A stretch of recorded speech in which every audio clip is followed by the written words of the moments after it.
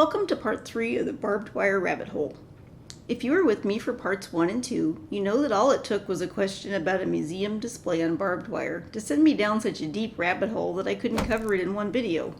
In part 3, I'll be looking at how the invention of barbed wire, combined with a particularly brutal winter in 1886, ended up drastically and suddenly changing the cattle industry.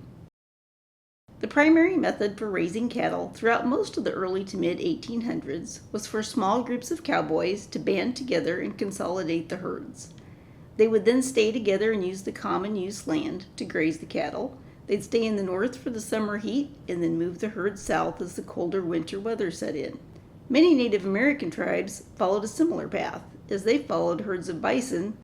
Once a year, the cowboys would herd the cattle to a community that had stockyards and railroad access. Once there, they would sort out the herds and sell the cattle. For decades, the climate was cooperative, with adequate summer rains and mild winters, making owning cattle exceptionally profitable, because you didn't have to buy land or purchase or grow fodder. Absentee owners lived as far away as Scotland and England, raking in profits. In the 1880s, these favorable conditions for the industry resulted in an estimated 5.7 million head of cattle roaming the West. As people migrated west, there were more homesteads dotting the landscape. The settlers found that an enormous cattle herd traveling through their property during the annual migrations could wipe out any vegetation that was available for the livestock that they owned and trample the farm crops, leaving both the settlers and the livestock without anything to eat in the winter. In the plains, wood and stone were not locally available and too expensive to ship. So settlers were unable to build fences to prevent the free-range herds from decimating their farms and ranches during the large migrations.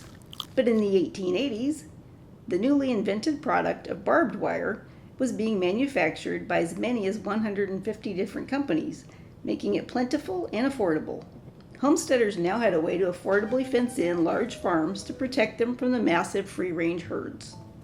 This gave the homesteaders a reliable supply of vegetation and water for their livestock, but it prevented access to resources that the cattlemen and the migrating bison herds had been using for decades, if not longer.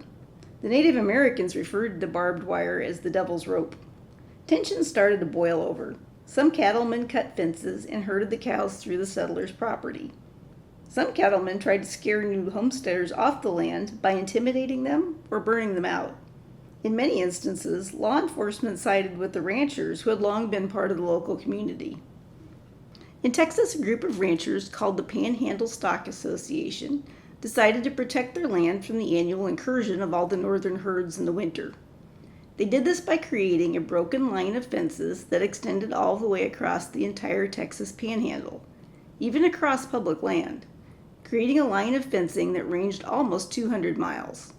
The fences were completed in 1886.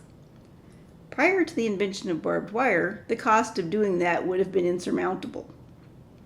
This coincided with another event that occurred in 1886. There was a severe drought across the western states that greatly reduced the amount of grass available in the areas typically used for grazing herds.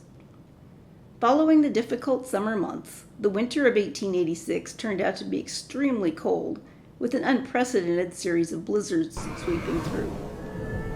When the cowboys were taking the already weakened herd south, they were stopped by the line of fences.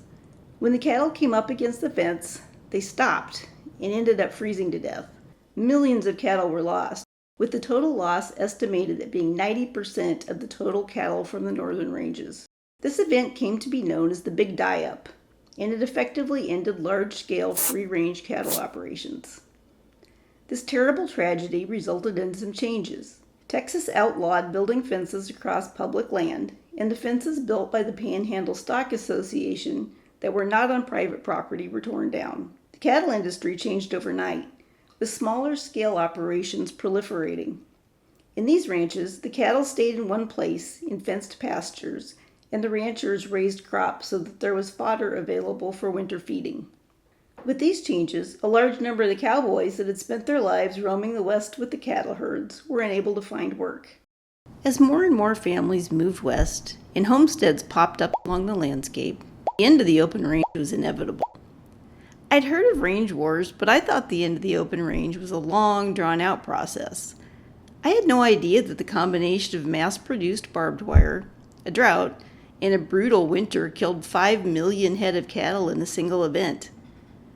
Now I'm curious about what other things are hiding in rabbit holes and waiting to be discovered.